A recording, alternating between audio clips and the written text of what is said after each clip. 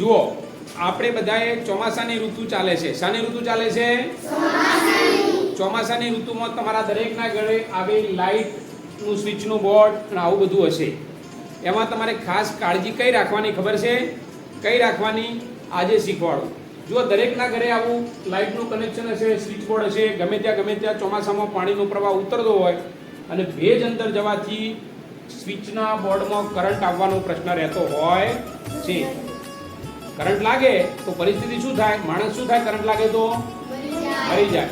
તો આવી સાવચેતીના ભાગરૂપે ચોમાસામાં કોઈ પણ જગ્યાએ લાઇટનો વાયર ખુલ્લો પડ્યો હોય, થોભલા પાસેથી પસાર થતા પણ વિચાર કરવાનું.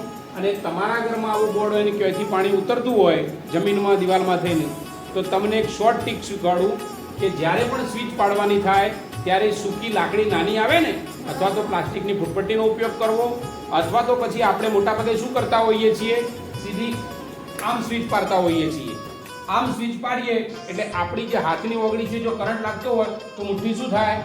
બંધ થાય. તો વાયર કે કંઈક સ્વિચમાં પકડાઈ જાય તો વધારે કરંટ લાગવાનો પ્રશ્ન રહે. પણ તમારે આવા ગાળામાં શું કરવાનું? લાઇટની સ્વિચ ચાલુ કરવા માટે ઊંધી આંગળી, બરાબર? લાઇટ ચાલુ થઈ જશે પણ ઊંધી આંગળી તમને આમ બંધ કરશો, ચાલુ કરશો એટલે શું થશે કે કરંટ જો કદાચ લાગશે તો તમને શું કરી દેશે? પાછા ફેંકી દેશે. અને જો સીધી આંગળી કરવા જાય જો કરંટ થયો તો શું થશે? મુઠ્ઠી બંધ થઈ જાય અને પેલી વસ્તુ વાયર કે સ્વિચમાં તમે પકડાઈ જવાનો ભય રહેતો હોય છે. તો ચોમાસા પૂરતી તમારે શું કાળજી રાખવાની?